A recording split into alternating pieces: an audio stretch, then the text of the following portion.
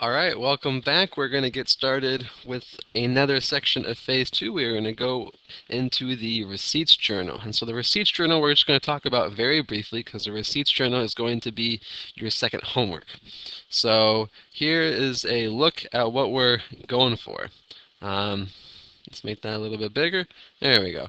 So here we're going to have a receipt number. So, you would go in and you would, if you ever go into Target or something, you buy something or you, anything like that, you're going to pay with a check, you're going to have a check number. And so generally, when you sell somebody, you're going to have an invoice number, and then you're going to give the customer the receipt. And so you'll have a copy of that invoice, you'll have a copy of that receipt. So we're going to have a receipt number for that. We're going to have the date that this transaction takes place. We're going to have an invoice number. So this is from the sale of some item to a customer. You're going to have the customer here, just like we had with the vendor on the payments journal. You're going to have the amount due, and this is not the amount that you have to pay. This is the amount that the customer has to pay to you. And then you have the amount received. So this is again what the customer is giving to you. We are going to sum that up. This is going to be a cash inflow. This is going to increase our cash. We're reducing our accounts receivable, or basically our credit, and we are getting cash instead. So we have our amount outstanding, which is just the difference, and the sum of that is going to increase our accounts receivable. Okay? So the way this is going to work, again, is we have our sales journal. Oh, let's make that a little bit bigger, if it would. That would be wonderful. There we go. All right, let's zoom in a little bit. And so if I run my sales, that's right. Okay, so basically when I run my sales journal, it's going to work just like the purchase journal. It's going to run the new purchase or run the new sales. It's going to insert that line, and it's going to also insert a line on my payments journal. So in the sales journal, we're going to do the exact same thing. We're going to have a macro. It's going to run and update the sales journal. It's also going to run and update the receipts journal.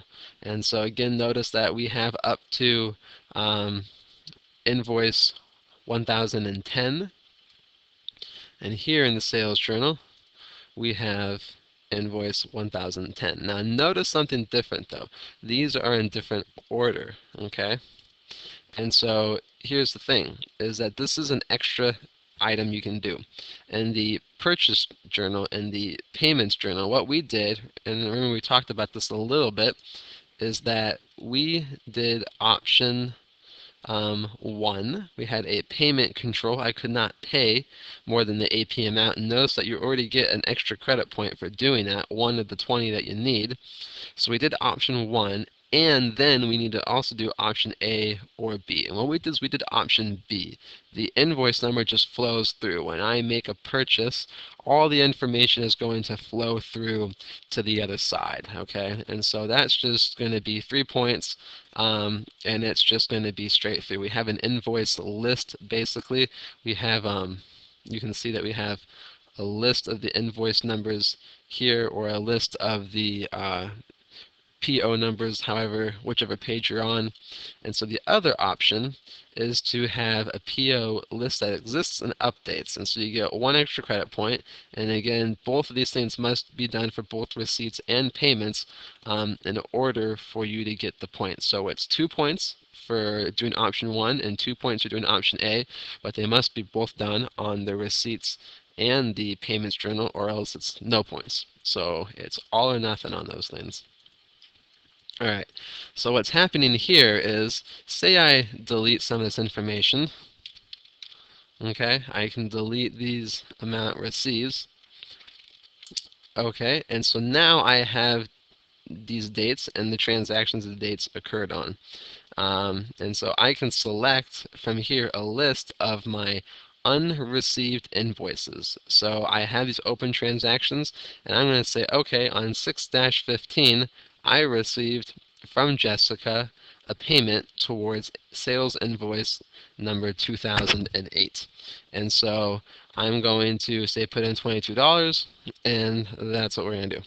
I can put in, say, 2010 here, 2006, and 2009.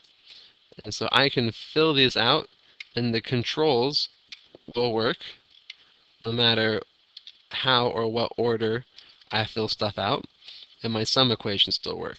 And so this makes it a little bit more realistic because on our purchase and payments journal, we assume that we had the purchase and payments transactions updated in one macro. And you'll notice that when you run those, the date will be the same on both of them. And so the assumption there is that when we buy something, we're also paying it off right away, which may not happen. Generally you buy something on credit, you might have 30 days to pay it off. And so on the purchase and payments journal, that's not entirely realistic. Here, it makes it a little bit more realistic. However, when we run our sales macro generally, our sales page and our receipts page will update. So you will have, for receipt 4010, you will have the date 6-15, which we also have here. However, we can select different invoices. So we're not going to always assume that when I make a sale, I'm going to pay off that particular invoice. I can pay off a different invoice. And so that's making it one step closer to being more realistic. It's not completely realistic. It would be more realistic if I could have a macro on each one. But the problem with having a macro on each page is that if I start running my receipts macro, and I have more receipt transactions than I do sales transactions, then you'll notice that these equations will start getting a little messed up and a little bit confused, and so that can cause a problem. So there are ways around that, and so there's kind of three tiers you can do. We can do the payments and purchase journal method where everything flows through. That's where we're working with our assumptions in the project, and there's nothing wrong with doing it this way.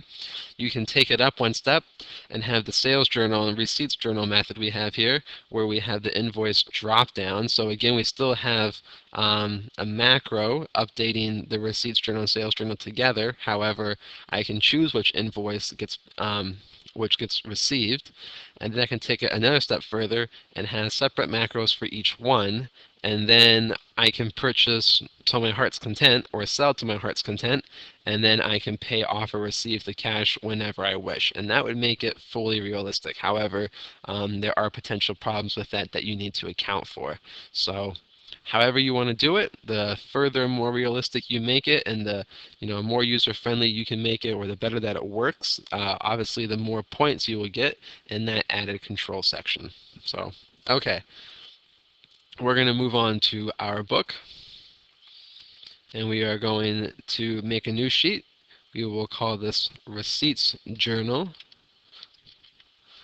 or just Receipts. We are going to have our receipt number. We will have the date, the invoice number. We will have the customer, the amount due, and again, this is the amount that's due from the customer. Amount received, and then the amount outstanding. This is how much we have not received yet. We received whatever is in the amount received. The amount outstanding, that is going to be the amount that we are still hoping to get and should get, providing our customers are true and loyal. Okay. Oop. And I got one too many. So if you want to get rid of borders, you can go to this border list and say no borders. But then I have no borders on the side, so I can just go back over here and say all borders, and problem fixed. So if you ever want to know how to get rid of borders, there you go. So when you make your receipts journal, you want to make sure you have, again, the same number of transactions as your sales journal. And so I have 5 transactions here. I have hopefully 1, 2, 3, 4, 5 right there. You're going to make this number start off with a different number, say 8,000. So as opposed to the 4,000 or 1 or 2,000 from previous pages, you can drag this up. The date So I'm only going to do part of this with you. The rest of it you're going to do on your own for your homework. We're just going to kind of help you get started a little bit. We're going to paste the values. And then the invoice number. Again, remember we're making this invoice number equal the very first invoice number from our sales journal. Okay? So select the very first one.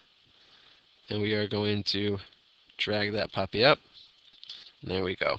And so we need to put in the rest of the equations here for your homework, and then you also need to record a macro. And so you can either have the nested macro, where you start recording a new macro on your sales journal, and then the first thing your new macro does is it runs your old sales journal macro, and then you make the right changes on your receipts journal, and then you delete all the information you need to delete, and you go back to the sales journal and stop recording.